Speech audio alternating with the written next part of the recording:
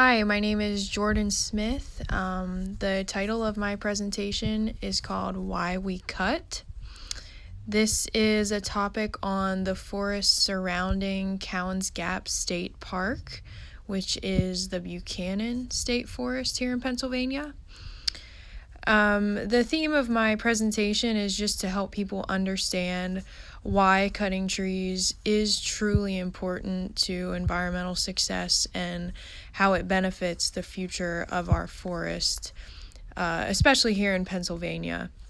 So, Cowan's Gap is a state park here in Pennsylvania that is practicing preservation. The land here is preserved. You cannot cut on state park lands here in Pennsylvania, but the Buchanan State Forest, which you can see in this picture, these are all the mountains of the Buchanan State Forest. You can cut there because they practice conservation, not preservation. Conservation is just pretty simple when you conserve the lands for future use. That way we have forests forever. So we just want to create healthy forests. By creating a healthy forest, we have to do this through a forest management practice called thinning. Thinning is basically when you go into a forest and you pick out trees that you want to cut, and you go in and cut them. This leaves holes in the canopy, which I'll explain later how that benefits, but I like to really stress how, in this picture particularly, you can see how there's younger age trees and then there's older age trees. There's trees of all heights. That's really what a healthy forest looks like, and that's our goal here in Pennsylvania. So I like to use the analogy of comparing thinning a forest to how you weed your garden. For those of you who have had a vegetable garden, you know you have to weed it if you want your plants to grow.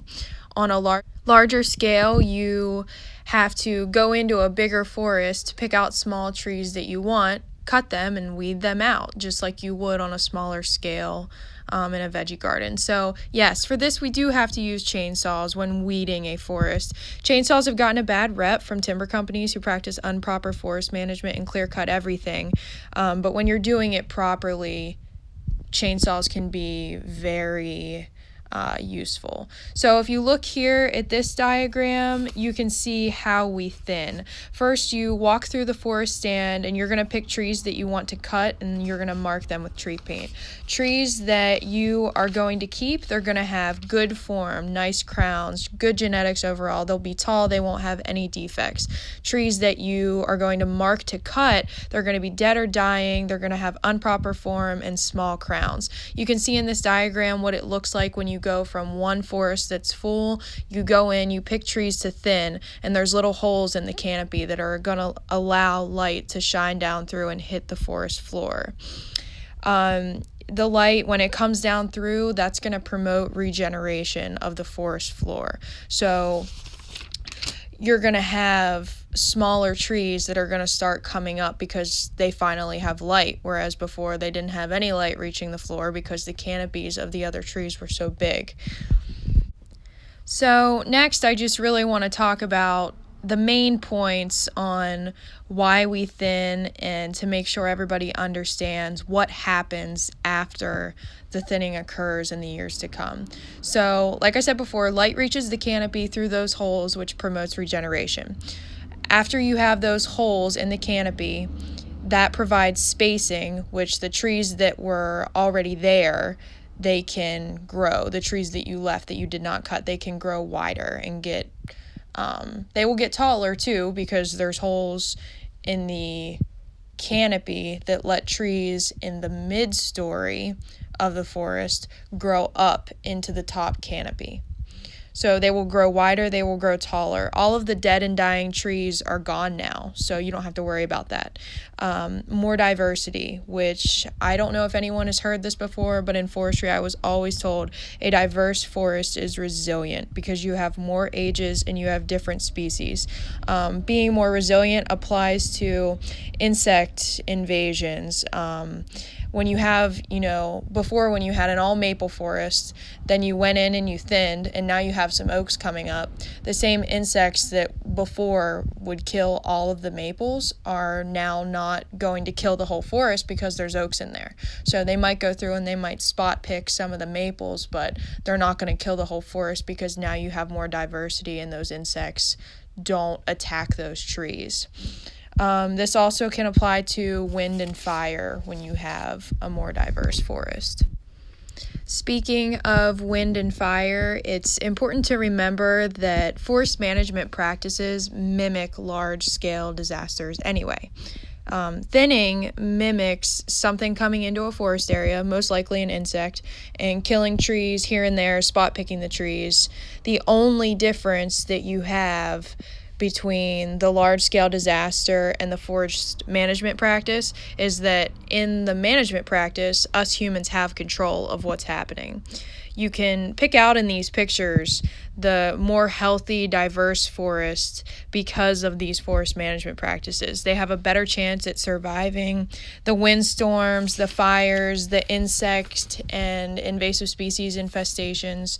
You can see in these pictures where forests that are unhealthy are all the same age and size.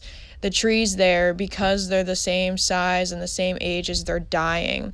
For example, if you look at pictures where you can tell that a windstorm came through, the windstorm will knock out a whole 20-year-old pine stand because they're all the same height. They have nothing underneath those top branches. They have nothing underneath in the mid-story or understory to help balance out the speeds of that wind. So as soon as the windstorm comes through, it's just going to blow all of those trees over.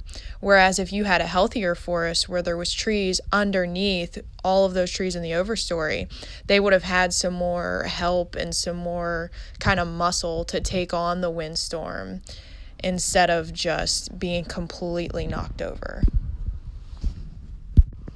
Also, as I said before, another disaster that is mimicked by thinning would be an insect infestation, where an insect comes into a forest area and picks different trees that they want to kill. This is dangerous. This is unhealthy to a forest because if they're all the same species, the insect is just going to jump from tree to tree and start killing all of the trees in that one area, especially if the spacing of the trees is not proper and they'll have closer range from where they can attack. So if you had a healthier forest, a more diverse forest that was promoted because of thinning operations, it is less likely for something like that to happen because you have a forest that is spread apart. The insects would have more trouble to get faster from tree to tree. And also you have different species. It is very, very unlikely that that particular insect is attracted to those exact species that are in there. There's probably one tree in that whole stand that that insect wants to hit, and they'll kill those ones, but they're not going to be able to hit every single tree in there. So that's just another reason why thinning is popular. Next, I want to talk about the invasive species issue. With clear cutting, sometimes when, clear cutting has a really bad rap because a lot of times it is done wrong. It's not done proper. When you clear cut a whole area, that lets in a lot of light, and sometimes invasive species such as mile-a-minute, barberry, Japanese angelica tree of heaven. These invasive species that take over an area completely will come in and take over that clear cut. But just to justify proper clear cutting in forest management practices, it is good for wildlife such as grouse and woodcock habitat. Smaller animals, they do well in big open areas like this. Woodcock and grouse were actually endangered in Pennsylvania at one time, so it was helpful that we had clear cutting. Next, I want to touch on forest fires and how, as forest managers, you can use cutting or prescribe burning to cut back on large-scale forest fires in general.